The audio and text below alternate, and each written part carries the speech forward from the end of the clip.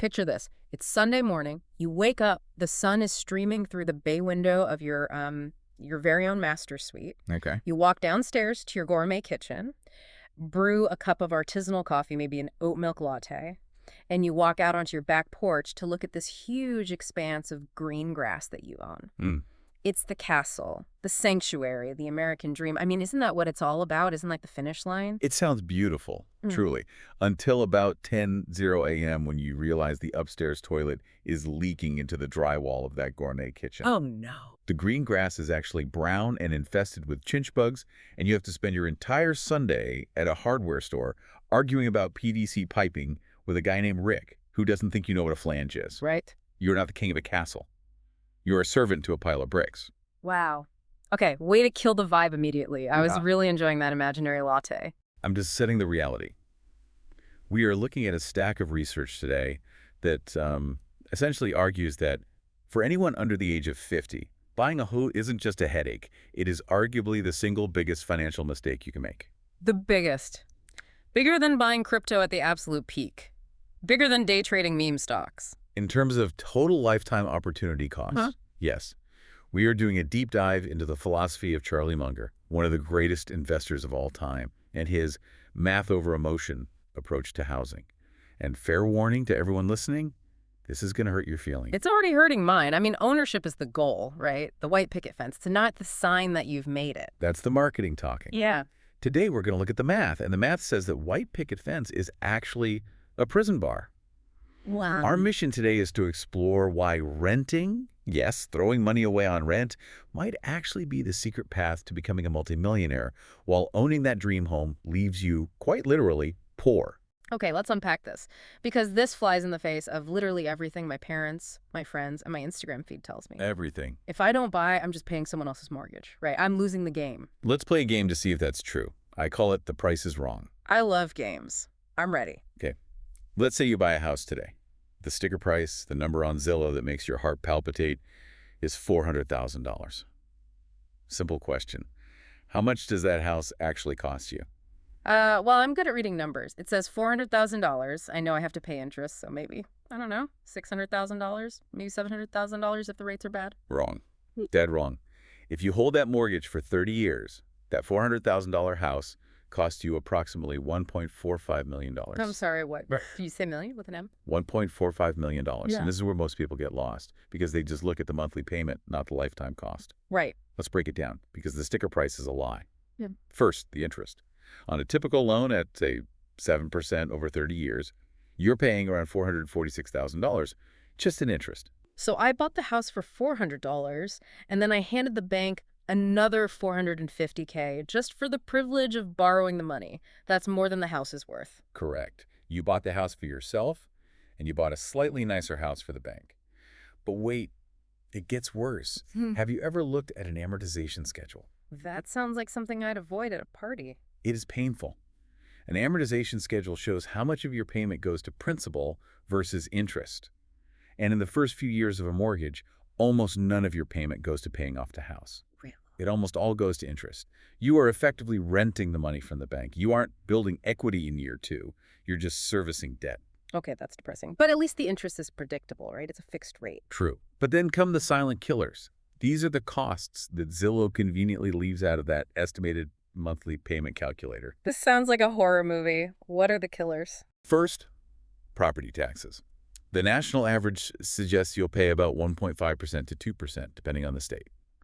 Over 30 years, assuming the home value rises, you are looking at roughly $180,000 in taxes. Okay. That is money you never see again. It doesn't build equity. It just keeps the city lights on. And unlike a mortgage, that never ends. You pay that forever, even when the house is paid off. Exactly. Then insurance, another $45,000 conservatively, and then my favorite, maintenance. The joy of unclogging your own toilet. Or replacing a roof. Or finding out what flashing is and why yours is broken. The rule of thumb is 1.5% of the home's value per year. People think, oh, I won't spend $6,000 this year on repairs. And maybe you won't. Right. But in year 5, when the HVAC dies and the roof leaks simultaneously, you spend $30,000. Over 30 years, that averages out to $180,000. And that's assuming the foundation doesn't crack. I feel like I need to write a check just listening to this. I'm sweating. And we haven't even touched the misery of HOAs yet. Oh, don't get me started on homeowners associations. Paying people to tell me my grass is the wrong shade of green or that my trash can was out for 15 minutes too long. And paying them handsomely, anywhere from $72,000 to $180,000 over the life of the mortgage, plus higher utilities because you have more space to heat and cool, Right. plus closing costs when you buy, plus a 6% commission when you eventually sell. You add it all up. Interest, taxes, insurance, maintenance, HOAs.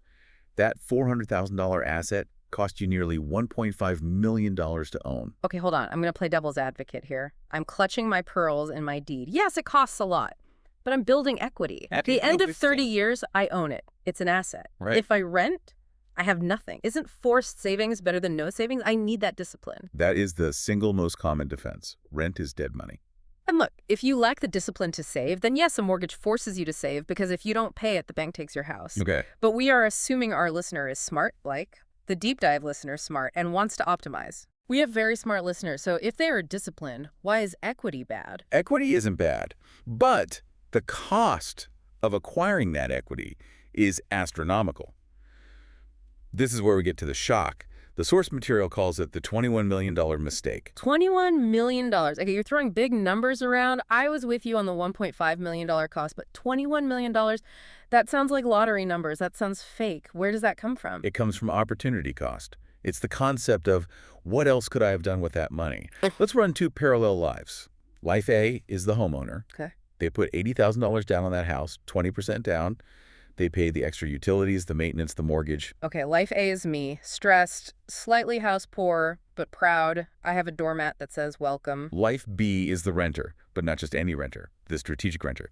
They take that $80,000 down payment, and instead of giving it to a bank, they put it in the S&P 500 or a diversified portfolio. Then they look at the monthly difference. Because renting is usually cheaper monthly than a mortgage, right? Especially with current interest rates. Significantly. Yeah. In this model, based on current national averages, the difference between the mortgage maintenance, taxes, insurance, and renting a similar place is about $629 a month. Okay.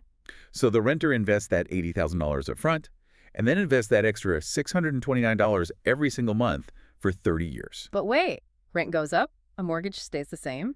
Doesn't that break the math? My landlord raises rent every year. That is true, and it's a valid fear. A fixed mortgage stays the same, yes, but taxes go up. Insurance goes up. Right. Maintenance costs go up with inflation. And while rent does increase, the strategic renter is earning compound interest on their investments that historically outpaces rent inflation significantly. Okay, so let's fast forward 30 years later. We meet at the class reunion. We're old, we're wise. The homeowner has a paid-off house. Adjusted for inflation, let's be generous and say it's worth $600,000 or even $800,000. They have a place to live and that equity. Not bad. I'm sitting on nearly $1 million. I'm feeling pretty good about myself. I'm buying the drinks. The strategic renter, they don't have the house, but they have their investment account. Do you want to guess the number? I mean, compound interest is magic, so maybe 3 million, 4 million? That would be huge. If you look at the total opportunity cost, Yeah.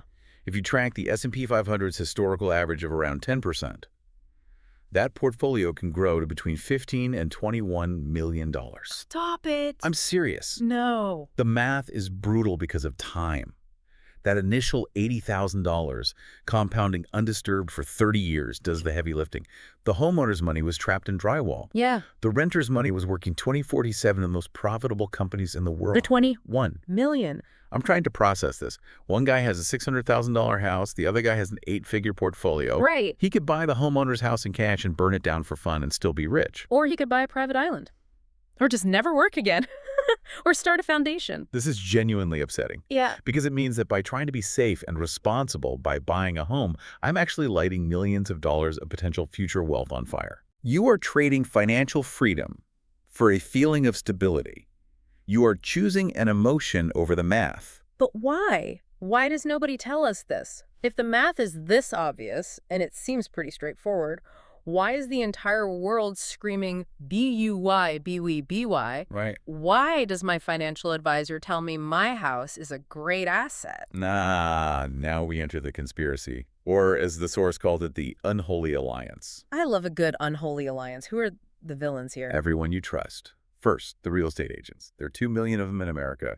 They don't get paid if you rent. They get paid a 6% commission if you buy. Right. They don't care about your net worth. They care about the transaction. Okay, fair. They're salespeople. I can't blame them for wanting a commission. They gotta eat. Then the banks. Mortgages are their golden goose. Remember that $446,000 in interest? That's Hmm. pure profit for them. Yeah. They're going to run Super Bowl ads telling you to rent a one-bedroom apartment and invest in index funds. That's bad for their business model. And the government. They push home ownership constantly. It's practically patriotic. The government is the biggest culprit.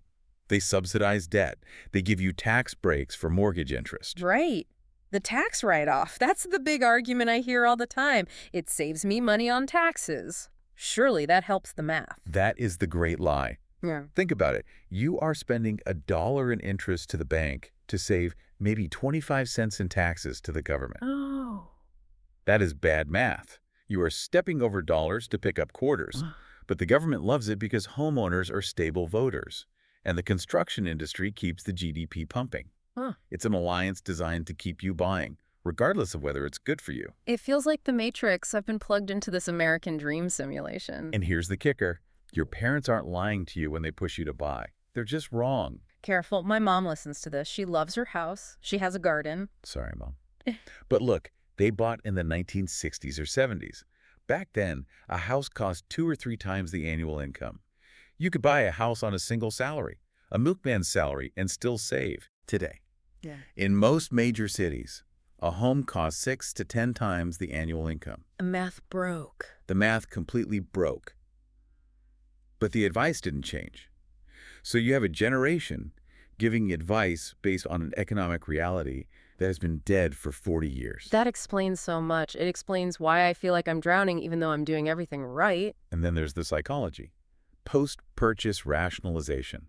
Once you sign that 30-year contract, you have to believe it was a good idea so you can sleep at night. Right. You tell yourself, I'm building equity to drown out the sound of the leaking roof. Yeah. You have to validate the choice. Okay, but let's talk about that equity again, because there is a difference between having $21 million in stocks and having a paid-off house. One feels real, one feels like numbers on a screen. If the market crashes, the renter loses money. The homeowner still has a roof. This brings us to a critical distinction. Yeah. We need to separate net worth from wealth. Isn't that the same thing? If I'm worth $1 million, I'm wealthy. No. Net worth is a number on a piece of paper. Wealth is liquid freedom. Let's look at the typical 65-year-old American. They followed the rules, they paid off the mortgage, they own the house free and clear, their net worth looks great, $800,000. Sounds like a success story. But they have zero cash in the bank because every spare dollar went into the mortgage and repairs for 30 years. Now they are 65. They can't eat the shingles. They can't pay for a vacation with a piece of drywall. Right. They are house rich and cash poor. That is a terrifying phrase. It's a trap. To access that money, they have to sell the house. But then they have nowhere to live. So the wealth is trapped inside the walls. Meanwhile, the renter, the one with the liquid portfolio, has total access. They can spend it, invest it, travel, or, yes, even buy a house with cash if they want to. So renting isn't throwing money away. Renting is buying patience, it's buying flexibility, and most importantly, it's buying liquidity. Yeah. You are paying for a service shelter so that your capital is free to go out and work for you in the market. This is heavy. I feel like I need to go home and apologize to my landlord. Thank you for my freedom, sir. But surely, there has to be an exception. Is Munger saying nobody should ever buy? Because I really want to paint my walls without asking permission. I get it. I want to knock down a wall if I feel like it. No, and then that's where the nuance comes in. The pragmatic mathematician admits there are 5 specific scenarios where buying actually works. Okay, give me some hope. Scenario 1, the anchor. You are absolutely certain you will stay in that exact house for 15 plus years. 15 years is a long time. I don't even own socks that old. Exactly. The average American moves every 7 years. If you move that often, the transaction costs, the commissions, closing costs will eat any profit you made. You essentially break even or lose money. But if you stay for 15 or 20 years, you amortize those closing costs over a longer period. Okay, so stay put. What else? Scenario 2, the sniper. You buy distressed property, we're talking 30–40% below market value. Fixer-uppers, the ones with the caution tape. Serious fixer-uppers, foreclosures, estate sales. This isn't, I bought a cute house on Zillow. This is, I bought a disaster with cash and I have the skills to fix it. Yeah. That gives you an instant equity cushion. Too much work for me. I'm not handy. I struggle with IKEA furniture. Next. Scenario 3, the house hack. This is the only one I actually like for building wealth early. You buy a duplex or a triplex You live in one unit and you rent the others out. Ah, so the tenants pay the mortgage. Correct. If their rent covers your mortgage, you are living for free. That is Munger approved because you turned a liability into an asset. You aren't just a homeowner, you're a landlord. You're an investor. I like that. Living for free sounds good. I can deal with neighbors if they're paying my bills. Scenario 4 is the rural exception. There are still markets, small towns, rural areas, where buying is genuinely cheaper than renting because there simply is no rental market. Okay. If you can buy a house for $150K and the mortgage is $800, but rent is $1,200, buy the house. But don't try that in San Francisco or New York or Miami. Impossible. In those cities, the rent-to-price ratio is totally out of whack. It's almost always cheaper to rent there. And finally, scenario 5, the victory lap. Ooh, I like the sound of that. This is for when you've already won the game. You have $2 or $3 million in the bank. You are financially independent. Right. You buy the house with cash, not because it's an investment, but because it's a luxury consumption item, like buying a Ferrari. So get rich first, then buy the castle. Precisely. Don't use the house to get rich because it likely won't work. Yeah. Get rich, then buy the house as a treat. Okay, so let's say I'm sold. I'm going to rent. I'm going to ignore the societal pressure. But you said earlier that the renter only wins if they are strategic. Right. What do I actually do with the money? Because if I just keep the savings in my checking account, I'm not getting to $21 million. Correct. If you rent and spend the difference on vacations and cars, you lose. You have to invest. Yeah. And the source lays out the better alternatives to the brick box. Lay them on me. Give me the cheat codes. First, the boring winner. Rent something modest. Don't rent a penthouse. Rent a place 30–50% cheaper than a mortgage would be. Okay. Take every penny of the difference and dump it into S&P 500 index funds. Set it and forget it. It's boring. It's Yeah. unsexy. You can't brag about it at cocktail parties. Oh, I bought another 50 shares of VOO. Doesn't sound as cool as I renovated my kitchen. But in 30 years, you're the richest person in the room. But what if I still want exposure to real estate? I like the idea of owning land, just not the toilets. I want to participate in the property market. REITs, real estate investment trusts. Explain that like I'm 5. Imagine a company that owns massive apartment complexes, shopping malls, and data centers. Yeah. You buy shares of that company just like you buy shares of Apple. Mm-hmm. By law, they have to pay out 90% of their profits to shareholders. So you get the rent checks, dividends, and the property appreciation. But when the roof leaks, you don't even know about it. It's 100% passive. Love that. All the profit, none of the plumbing. What about something with a little more juice? Start a business. Think about it. That $80,000 down payment, that is seed capital. A successful small business can return 20%, 30%, 50% annually on your money. Wow.